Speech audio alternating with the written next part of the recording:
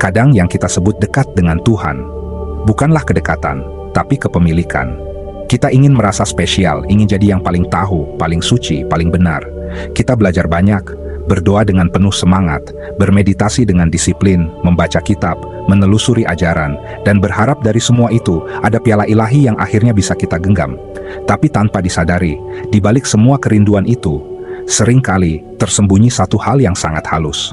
Ego yang menyamar dengan jubah cahaya. Ia tidak lagi berwujud kesombongan duniawi yang kasar, tapi berubah menjadi rasa aku sudah sampai, aku sudah sadar, aku lebih dekat dari mereka yang masih tertidur. Inilah sisi paling licik dari ego saat ia belajar berbicara bahasa spiritual. Ia tidak lagi bermegah dengan harta, tapi dengan kesadaran. Tidak lagi bangga dengan jabatan, tapi dengan getaran tinggi. Ia tidak lagi menilai dari penampilan, tapi dari tingkat evolusi jiwa.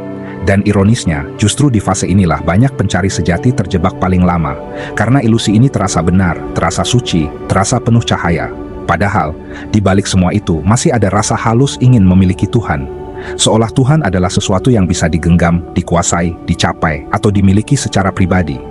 Tapi semakin kamu benar-benar dekat dengan keberadaan, semakin kamu lenyap, semakin kamu hilang dari dirimu yang lama. Bukan karena kamu menjadi lebih suci, tapi karena kamu tidak lagi terpisah. Kedekatan sejati bukan lagi tentang jarak, tapi tentang ketiadaan dua pihak yang bisa diukur. Tidak ada lagi aku yang berusaha mencapai Tuhan, karena ketika kamu benar-benar sampai, tidak ada siapapun yang tersisa untuk mencapai apapun. Yang ada hanyalah kesadaran, yang menyadari dirinya sendiri, melalui tubuhmu, melalui napasmu, melalui tatapanmu, melalui kehidupan yang kamu jalani setiap hari. Ego spiritual sering berbisik dengan lembut, aku sudah mengerti semua ini. Tapi keberadaan hanya tersenyum dalam diam, karena ia tahu, yang benar-benar mengerti, tidak lagi menyebut dirinya aku. Ia menjadi sunyi, tapi bukan karena hampa. Ia menjadi hening, tapi bukan karena kosong. Ia menjadi diam, tapi penuh kehidupan. Ia tidak lagi merasa dekat dengan Tuhan, karena ia tahu bahwa dekat dan jauh hanyalah konsep yang lahir dari pikiran. Dan Tuhan, atau apapun nama yang kamu berikan pada keberadaan itu, tidak pernah berada di luar sana. Lihatlah, bahkan ketika kamu berdoa, siapa yang mendengarkan doamu? Apakah Tuhan yang jauh di langit, atau kesadaran di dalam dirimu yang menjawab tanpa kata-kata? Ketika kamu menangis karena rindu akan Tuhan, siapa yang sebenarnya kamu rindukan? Apakah sosok di luar dirimu, atau diri sejati yang selama ini terlupakan? Di titik terdalam pencarian, kamu akan menemukan sesuatu yang tak bisa diucapkan. Bahwa Tuhan yang kamu cari selama ini tidak pernah meninggalkanmu. Karena yang sedang mencari dan yang sedang dicari ternyata satu dan sama. Semakin dalam kamu masuk, semakin kamu sadar bahwa tidak ada yang bisa disebut lebih dekat atau lebih jauh. Seperti ombak yang berusaha menjadi lautan, padahal sejak awal ia sudah air yang sama. Tidak ada pencapaian di sana. Tidak ada garis akhir yang bisa dilalui. Kedekatan sejati bukanlah soal mendekat, tapi soal menghilang. Menghilang dari semua identitas, semua konsep, semua klaim tentang siapa dirimu. Menghilang dari kebanggaan halus bahwa kamu lebih sadar, dan larut sepenuhnya dalam keheningan yang tak punya nama. Dari luar, orang mungkin melihatmu sama saja. Kamu masih bekerja, tertawa, mencintai, marah, kecewa, menangis. Tapi di dalam, tidak ada lagi yang memperjuangkan identitas spiritual. Kamu tidak lagi ingin terlihat suci, karena kamu tahu kesucian sejati bukan tentang citra, tapi tentang kejujuran untuk menjadi manusia sepenuhnya.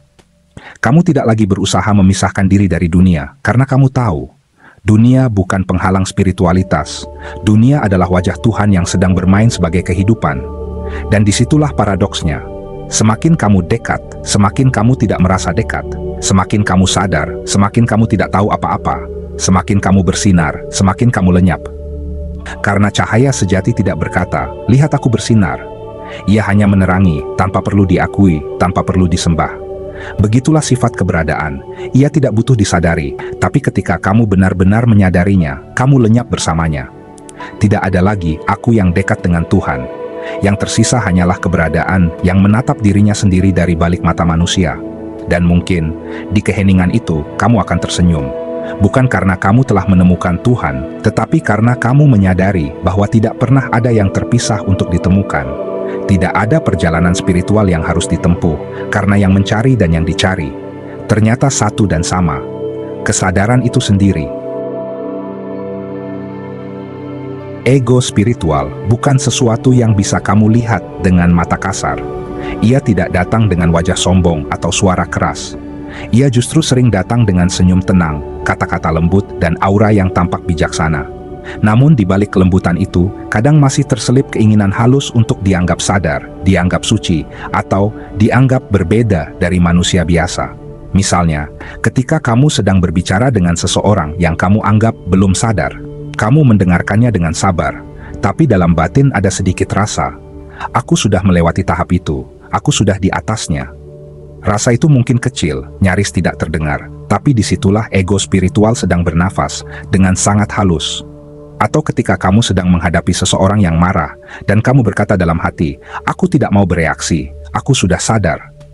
Sekilas itu tampak bijak, tapi bila di dalam dirimu ada kebanggaan karena bisa menahan diri, maka sesungguhnya kamu belum benar-benar bebas. Kamu hanya mengganti bentuk ego yang lama, dari ego duniawi menjadi ego spiritual. Ego duniawi berkata, "Aku lebih kaya." Ego spiritual berkata, "Aku lebih sadar." Ego duniawi berlomba menunjukkan prestasi, sedangkan ego spiritual berlomba menunjukkan pencerahan. Padahal keduanya berasal dari akar yang sama. Rasa ingin menjadi seseorang yang istimewa. Bentuk ego spiritual lain muncul lewat cara kita menilai orang lain. Kita mulai memandang orang berdasarkan frekuensi energi, getaran kesadaran, atau tingkat kebangkitan. Tanpa sadar, kita menciptakan sistem kasta baru di dunia spiritual. Ada yang masih terjebak ego, ada yang sudah naik level, ada yang vibrasinya rendah. Padahal, siapa yang bisa mengukur kedalaman kesadaran seseorang selain keberadaan itu sendiri? Seseorang yang tampak marah atau keras di luar bisa saja memiliki cinta yang lebih tulus daripada mereka yang tampak selalu tenang dan penuh senyum. Karena tidak semua kedamaian tampak damai di permukaan. Kadang, orang yang benar-benar jujur justru terlihat tidak spiritual sama sekali. Ego spiritual juga sering menyusup lewat cara kita beribadah atau bermeditasi. Kita mulai memperhatikan durasi, frekuensi, atau kedalaman pengalaman batin. Kita menilai diri sendiri dari seberapa lama bisa duduk diam, seberapa dalam bisa masuk ke hening, atau seberapa sering mendapat pengalaman mistik.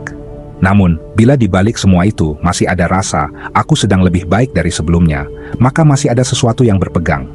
Masih ada aku yang ingin memiliki hasil, ingin mendapatkan buah, ingin menjadi sesuatu. Padahal kesadaran sejati bukan tentang hasil, tapi tentang hilangnya si aku yang ingin hasil itu.